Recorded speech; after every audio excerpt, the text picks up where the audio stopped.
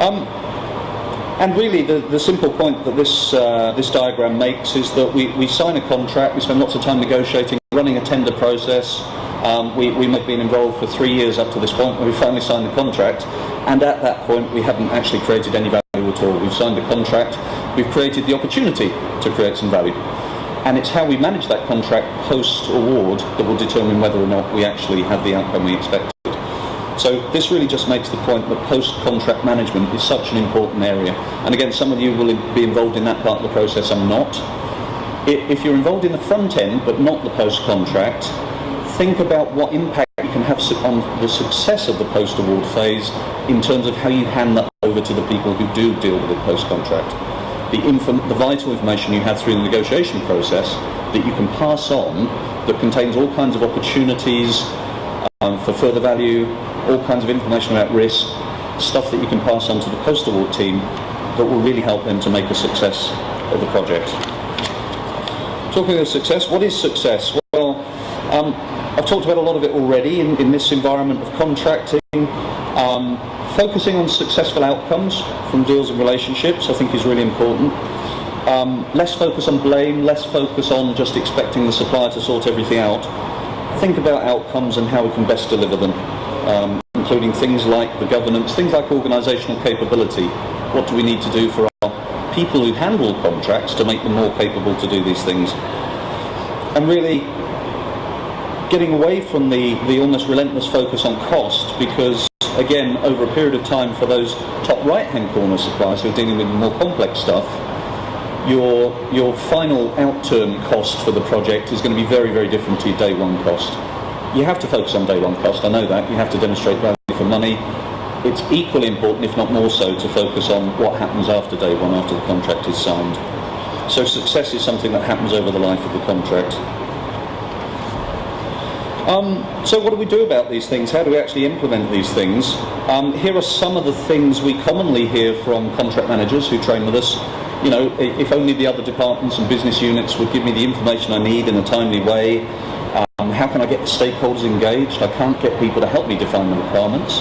It's really tough to get all these things done. Why can't people see I'm just trying to get a contract together that protects us? And how can I find time to even think about best practices when I have 3 bids to do by the end of the week? Is typically what people say to us. Does that ring a bell with anyone? See if you knowing smiles. We do need to just think about how can we show leadership in our organisations. If you deal with contracts and if you're not going to take responsibility for saying, actually, there are things here we need to do, guys, so rally round, you know, it really isn't going to get done. So from our point of view, somebody needs to own the process of getting the contract done, getting it managed. If you're willing to step up and take personal responsibility for that, you don't need to own all of the inputs, you don't need to own all of the process. You can own the problem of getting a good contract signed and then managing it through the process of value. So personal responsibility is a key point here. So here are some questions you might like to take away and think about. We really challenge people on our learning programs to think about these things. What can I do to make a difference? How can I use my influencing skills to overcome some of those internal barriers? What can I do to enhance my image and the image of contract management in our organisation? Because actually, of course, your department, your team is judged by all of you. So you need that consistency of standard, of professional standard, that consistency of practice and common language to enable a higher professional standard to be attained. Here are some of the things that we do in our learning programs. We've talked about many of these already. It's about best practices. So we have a global learning program. We learn from people all over the world about best practices in these areas, and we include those in our learning materials. So that's there available for anybody who would like to join in with that. We focus in our corporate program very much in having an interactive learning team. We want people to learn from one another.